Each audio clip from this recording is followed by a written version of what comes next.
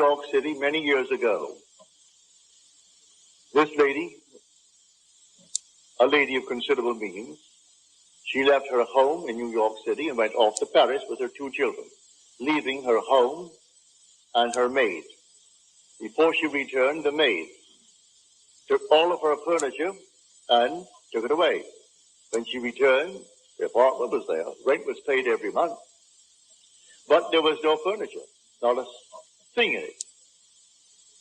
She employed a private agency, told the police department, told all the authorities in New York City, and plus her private agency. At the end of a few months, they did not turn up one thing concerning that stolen property. She came to see me.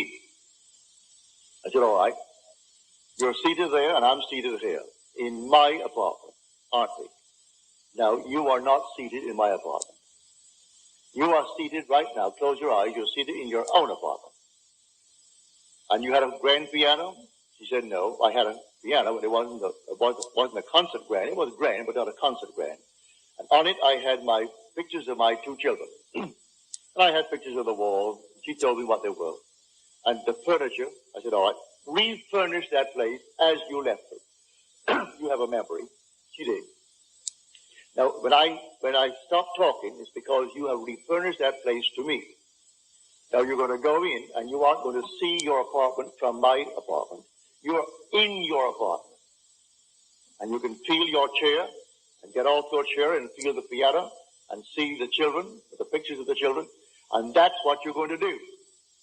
She agreed she would do it. And then, we simply broke the spell. What did it take? 2 minutes? 3 minutes?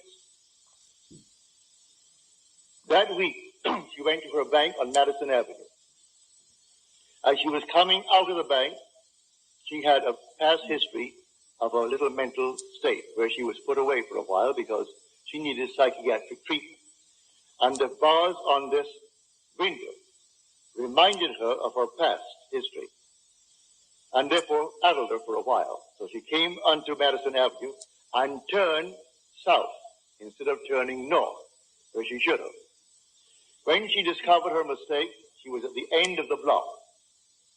When she got there and discovered her mistake, she looked down, and 2 very familiar ankles were standing right before her. She came up to the face, that's her maid. And the maid spotted it and started to scream.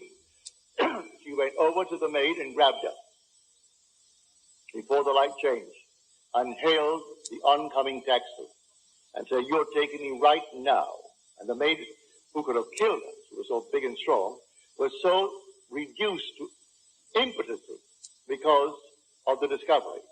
And the maid took her to the place where she had stored that furniture. She said, I'm not bringing action against you. I want my furniture.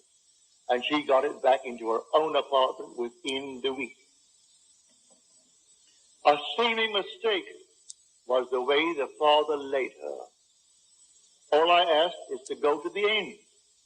If I go to the end and give thanks to the end and for the end, it's done. Now let the one in the depths of my own being devise the best means to take me to that end. The end is where I start.